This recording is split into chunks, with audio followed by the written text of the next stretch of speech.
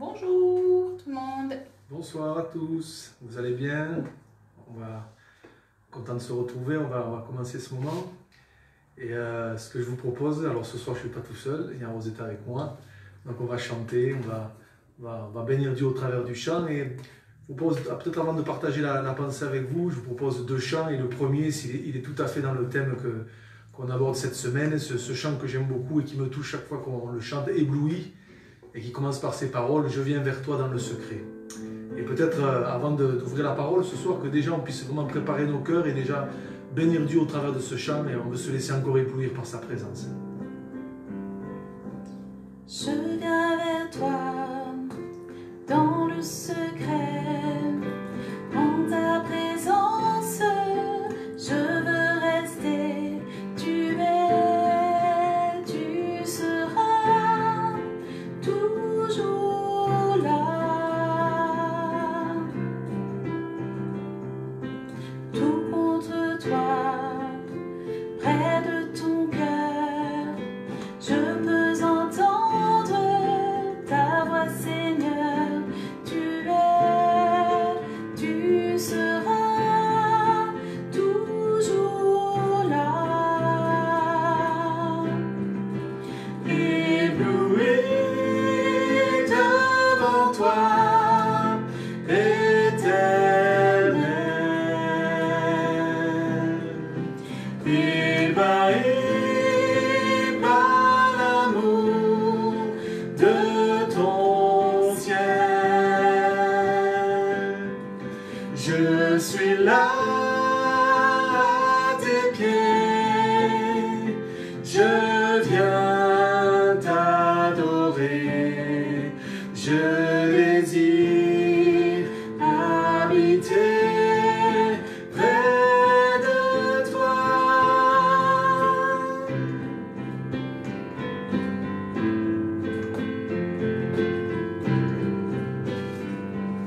Je vois ton bras, je sens ta main, tu me protèges, tu me soutiens,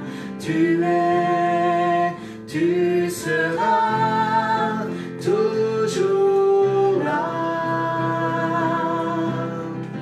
Ébloui devant toi, Éternel, ébahi par l'amour de ton ciel. Je suis là à tes pieds, je viens t'adorer, je désire habiter près de toi.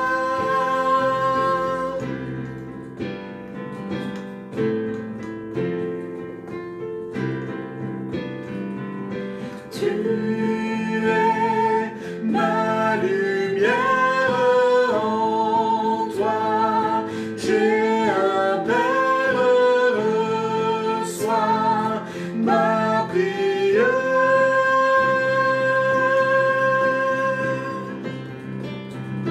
Tu es ma lumière, en toi j'ai un Père,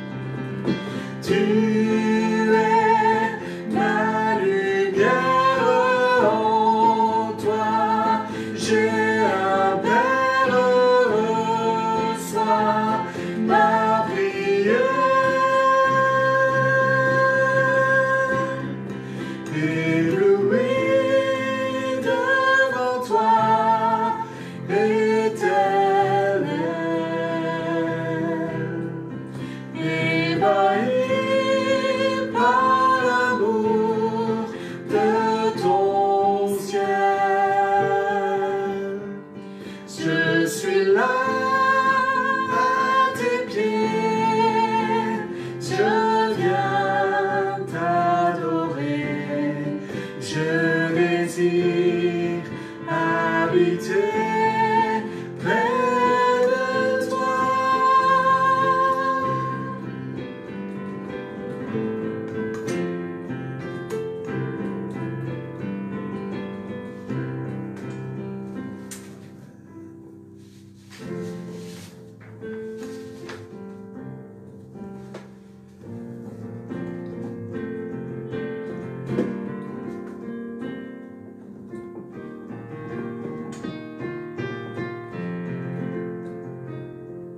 Tu étais, tu es et tu seras toujours le même, toujours le même.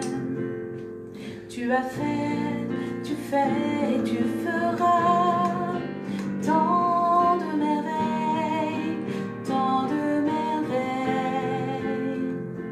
En ton temps, tout s'accomplit. Tu es Dieu, le grand je suis.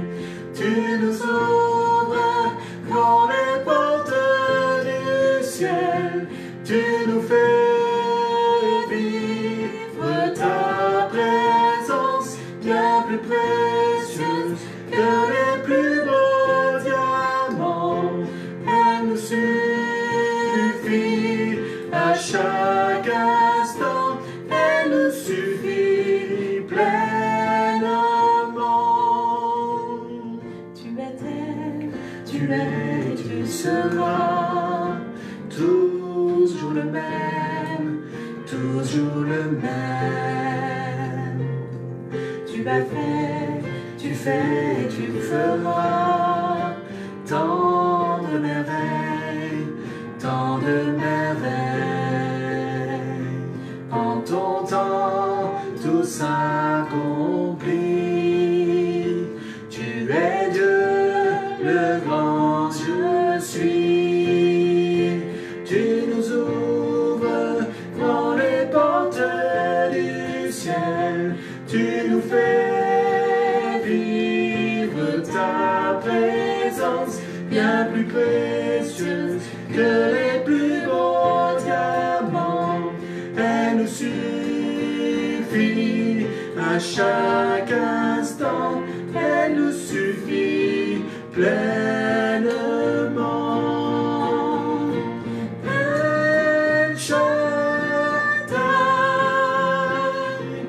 Dieu tout-puissant, Adonai, Dieu qui vit éternellement. Tu nous ouvres grand les portes du ciel. Tu nous fais vivre ta présence bien plus précieuse que les plus beaux diamants. Elle nous suffit à chaque instant. Elle nous suffit pleinement.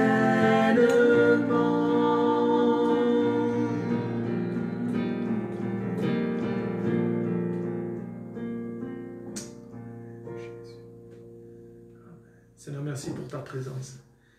On peut vraiment dire encore ce soir qu'elle nous suffit pleinement. Elle est bien plus précieuse que les plus beaux diamants, que tout ce que le monde peut nous donner, Seigneur. Et c'est pour ça qu'encore ce soir, oui, je veux dire, Seigneur, on est bien dans ta présence, Seigneur. J'aime ta présence, je veux la rechercher de plus en plus.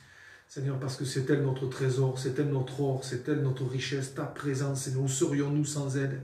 Et encore ce soir, je veux te dire merci parce que le prix payé pour que nous puissions accéder à ta présence, il a été tellement élevé. Alors encore ce soir, à toi la gloire, Seigneur. Merci de pouvoir chanter ces cantiques en ton honneur, Seigneur. Je te bénis dans le nom de Jésus. Amen. Amen. Amen. Voilà, on n'a pas pris ces deux chants par hasard. C'est parce qu'ils expriment pleinement la pensée qu'on a abordée, qu'on aborde cette semaine, la présence de Dieu, l'importance de la présence de Dieu. Ce premier chant qui dit « Je viens vers toi dans le lieu secret ». En ta présence, je veux rester.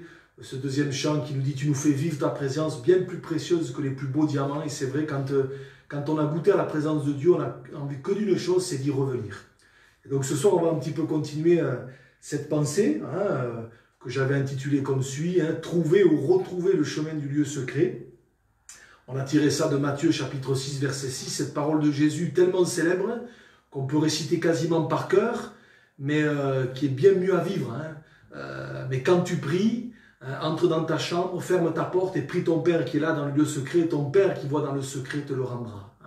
Et c'est vraiment ce qu'on veut vivre, c'est pas quelque chose simplement qu'on veut savoir en théorie, c'est quelque chose qu'on veut vivre de tout notre cœur, de plus en plus, de mieux en mieux, et que peut-être ce temps de confinement soit une occasion peut-être de trouver, de retrouver le chemin du lieu secret. Alors, si vous vous en rappelez, lundi, on s'est arrêté sur quelques hommes de Dieu qui avaient cette habitude de fréquenter le lieu secret.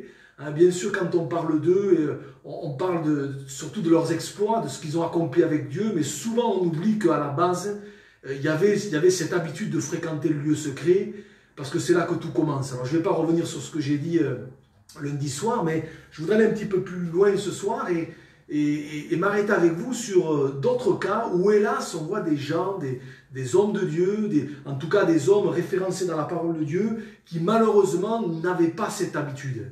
J'ai envie de dire, et je vais employer cette expression, quand on considère leur vie, c'était pas la même musique à ce niveau-là. C'était autre chose et chaque fois on se rend compte que ça s'est mal fini. Et je crois que ça doit nous interpeller, en tout cas c'est le but, c'est que ça puisse nous interpeller, non pas pour nous faire peur, mais pour nous amener à dire, Seigneur, plus que jamais, je veux chercher ta présence. Je veux avoir soif de ta présence. Alors, on va voir ces trois exemples rapidement ce soir.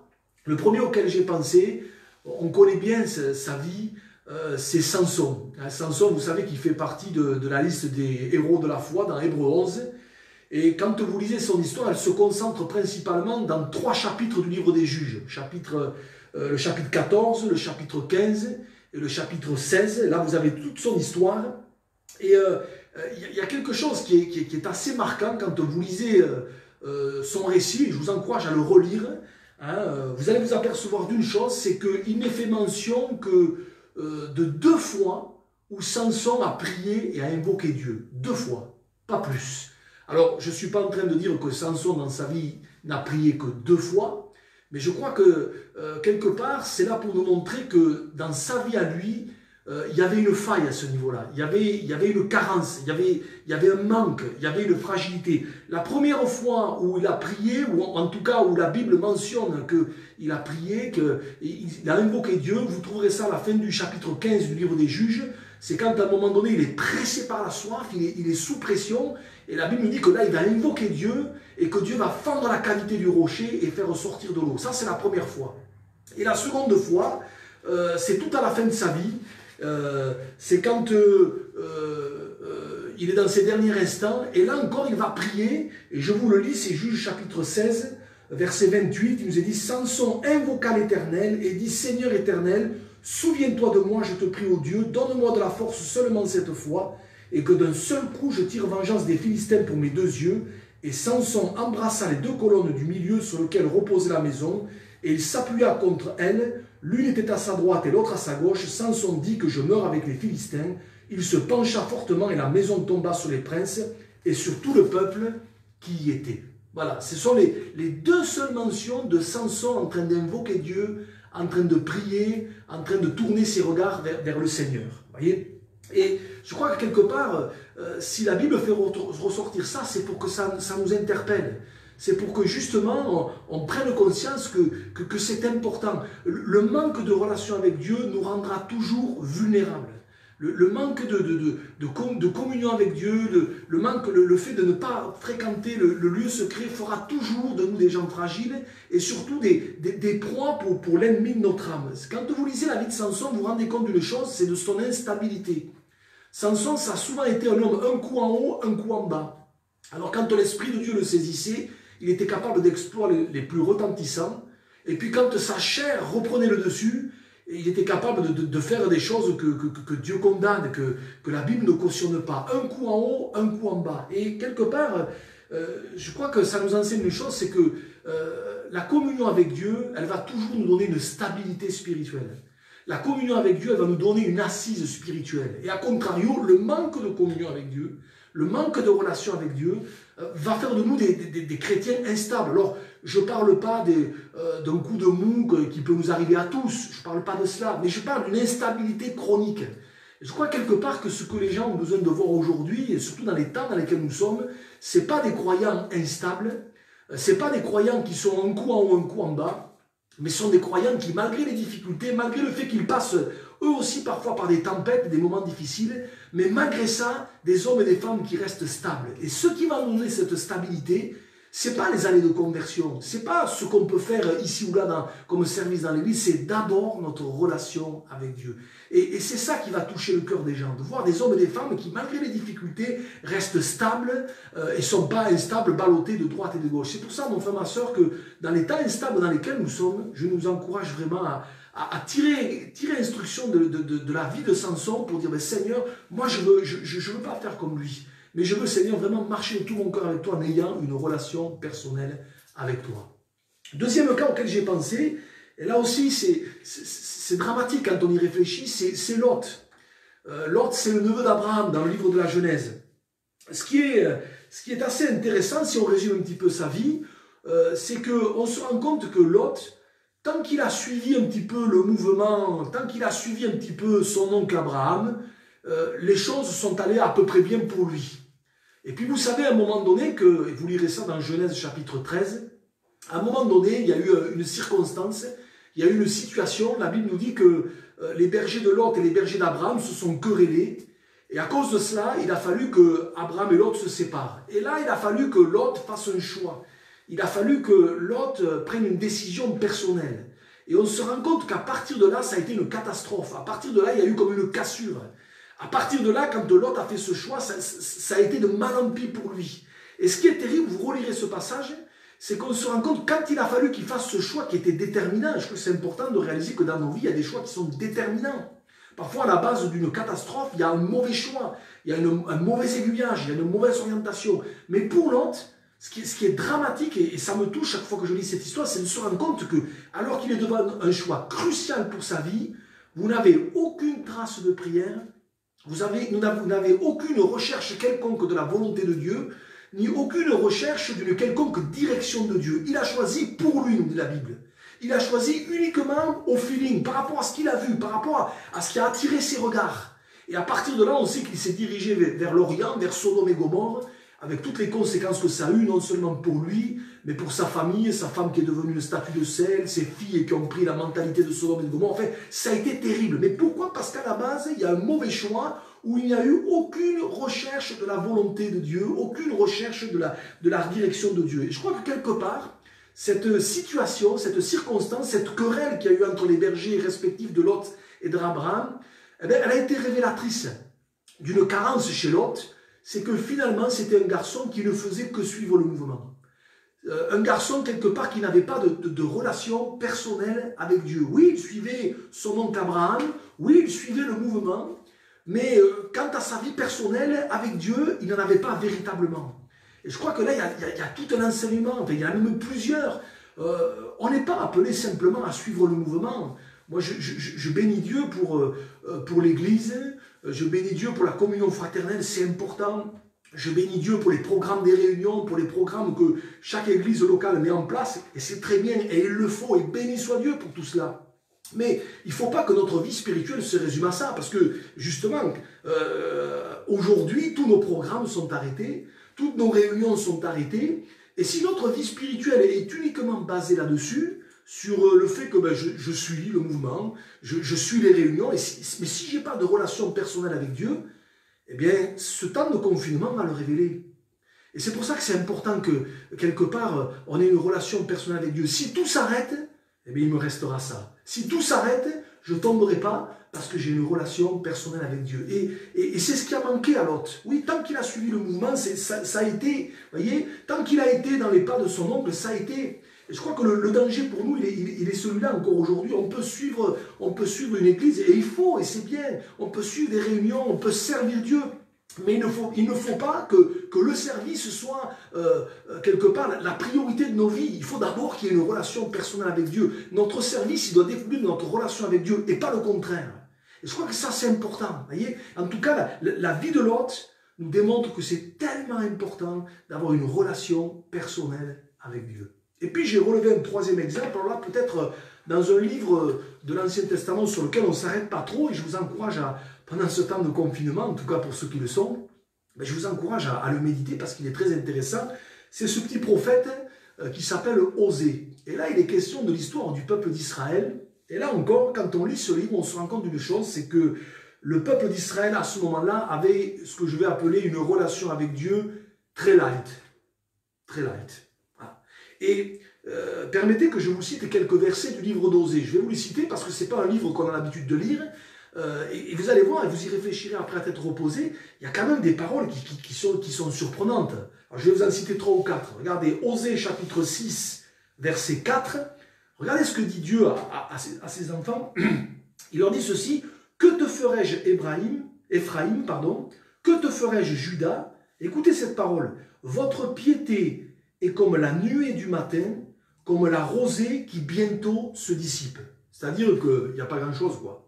Vous savez, la rosée, elle est là au lever du jour, et puis dès que le soleil paraît, elle disparaît. Et Dieu emploie cette image pour montrer que quelque part, la piété, la relation personnelle que le peuple d'Israël à ce moment-là avait avec son Dieu, était vraiment très light. Voyez, un petit peu plus loin, Osée chapitre 7 et verset 7, il parle toujours de son peuple, et voilà ce que dit Dieu: ils sont tous ardents comme un four, et ils dévorent leurs juges, tous leurs rois tombent, aucun d'eux ne m'invoque. Aucun d'eux ne m'invoque. Vous voyez, voilà, à cette époque-là, des gens qui faisaient partie du peuple d'Israël ne se tournaient pas vers Dieu. Voyez. Et un petit peu plus loin, toujours chapitre 7 du livre d'Osée, verset 14, là il y a un constat terrible, et vous réfléchirez à tête reposée. Il dit ceci: ils ne crient pas vers moi dans leur cœur, mais ils se lamentent sur leur couche. Voyez, ils ne crient pas vers moi dans leur cœur. Il n'y avait plus ce réflexe de se tourner vers Dieu. Il n'y avait plus ce désir de lever les yeux vers Dieu. Ils se lamentaient, ils pleuraient, ils gémissaient, mais il n'y avait plus ce réflexe. Et vous savez, si on veut avoir ce réflexe de crier vers Dieu dans les mauvais moments, ben, il faut déjà que dans les bons moments, on ait pris cette habitude de se tourner vers Dieu. Il faut que déjà dans les bons moments, on ait pris cette habitude d'avoir une relation avec le Seigneur, de devenir dans le lieu secret. Et si là, il ne criait pas vers Dieu, s'il n'avait plus ce réflexe, c'est parce que justement, c'est quelque chose qu'ils avaient perdu. Et ce qui est intéressant, c'est que c'est dans ce livre d'Osée qu'on trouve cette parole que peut-être ça va vous dire quelque chose quand je vais la citer, que personnellement je trouve très belle. C'est dans Osée chapitre 2, verset 16. Dieu dit ceci: c'est pourquoi voici, je veux l'attirer et la conduire au désert, et je parlerai à son cœur. Voyez, on retrouve chez Dieu ce désir d'avoir une relation tellement importante avec ses enfants, avec son peuple. Je veux parler à son cœur, je l'attirerai au désert. Vous savez, si Dieu, pour qu'on retrouve ce chemin-là de la relation, du lieu secret, s'il juge qu'il faut nous attirer au désert, ça évoque des moments parfois de sécheresse, mais Dieu n'hésitera pas à nous faire passer par de tels moments, si c'est le seul moyen pour qu'on réalise combien avoir une communion avec lui, c'est important. Tellement Dieu désire avoir une relation avec Dieu. Et je crois que ça, c'est important de le réaliser. Vous voyez, Dieu désire d'abord avoir cette relation avec toi, avec moi. Et si pour ça, il faut nous attirer au désert pour qu'il puisse parler à notre cœur, pour que quelque part on retrouve cette communion avec lui, il le fera parce que ce qu'il veut par-dessus tout, c'est avoir une relation personnelle avec nous. Ça me rappelle cette parole que le Seigneur Jésus va adresser à l'église de Laodicée, qu'on connaît bien, Apocalypse chapitre 3, verset 20. « Voici, je me tiens à la porte et je frappe. Si quelqu'un entend ma voix et ouvre la porte, j'entrerai chez lui. » Pour faire quoi? J'entrerai chez lui, hein, je souperai avec lui et lui avec moi. Un tête-à-tête. Voyez, c'est de ça dont il est question. Et je vous rappelle que Laodicée, c'est un petit peu l'image de l'église des derniers temps. Vous voyez, le désir du Seigneur, ça a toujours été d'avoir un tête-à-tête avec nous, une relation. Vous comprenez pourquoi c'est important de retrouver le chemin du lieu secret, de prendre conscience combien c'est tellement important. Et on vient de voir, et je vais m'arrêter là ce soir, on continuera vendredi, on vient de voir 3 exemples là, rapidement, Lot, Samson, le peuple d'Israël à l'époque d'Osée, qui malheureusement avait perdu cette habitude de venir dans le lieu secret, de venir dans la présence de Dieu. Et je crois que ça va nous servir. Toutes ces choses, elles ont été écrites pour notre instruction. Et ma prière, c'est que vraiment ces temps particuliers soient vraiment l'occasion peut-être de reconsidérer notre attitude, nos positions à ce niveau-là, pour revenir à ce qui est essentiel, à la présence de Dieu. Tout le reste, c'est secondaire. Le plus important, c'est ma relation personnelle avec Dieu. Parce que quand il ne restera plus rien, ce qui restera, c'est ça. Et je voudrais vraiment nous encourager ce soir. Alors, n'oublions jamais, et peut-être on va reprendre le dernier chant qu'on a chanté tout à l'heure, peut-être en conclusion, voilà, tu nous ouvres grand les portes du ciel, tu nous fais vivre ta présence. Et c'est de ça dont on a besoin, de vivre la présence de Dieu, bien plus précieuse que les plus beaux diamants. Comme je disais lundi, dans le ciel, on sera dans la présence de Dieu. Et si déjà ici-bas, chercher la présence de Dieu, aimer la présence de Dieu, c'est pas quelque chose qui pour nous est important, mais qu'est-ce qu'on va aller faire au ciel?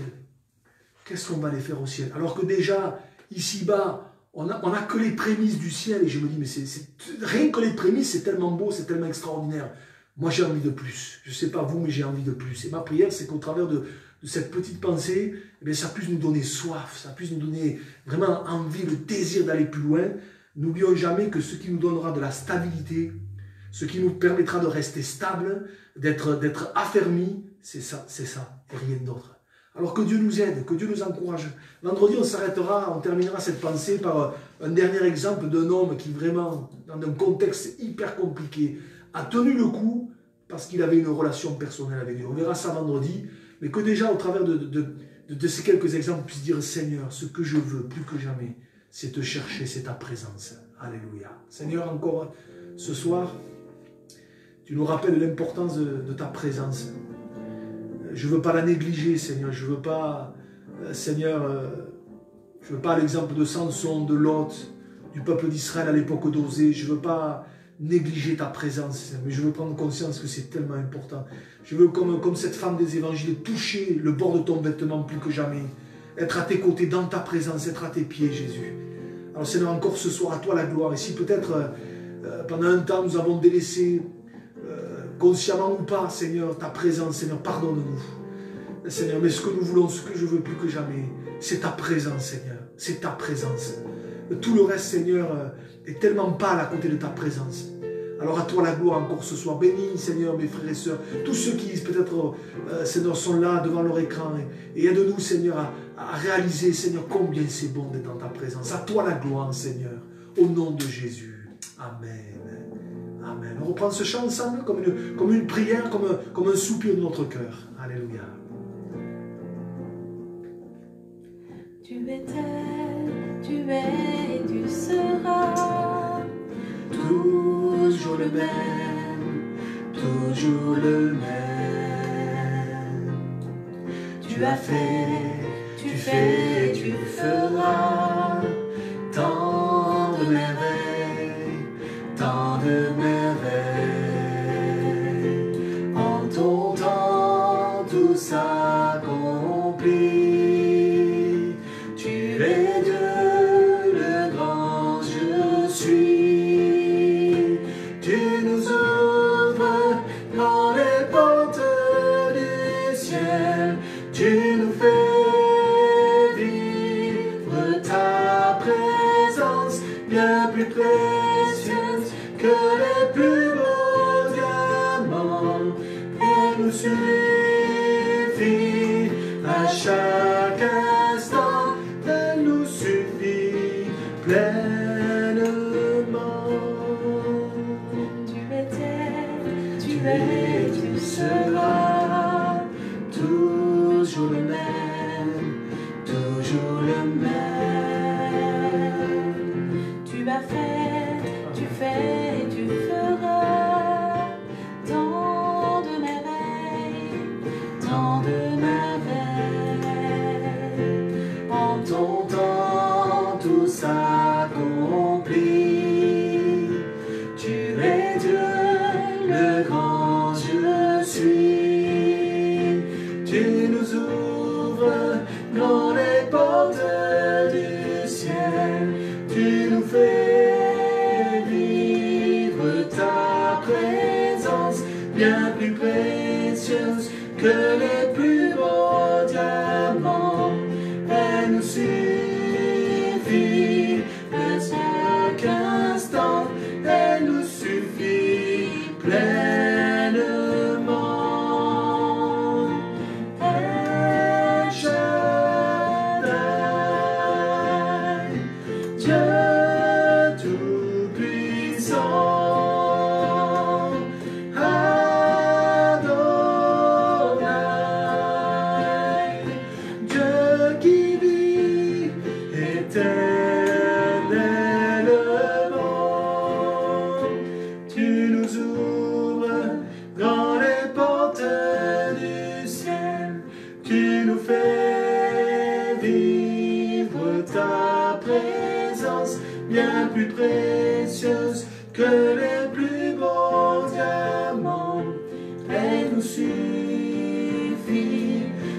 chaque instant, elle nous suffit pleinement.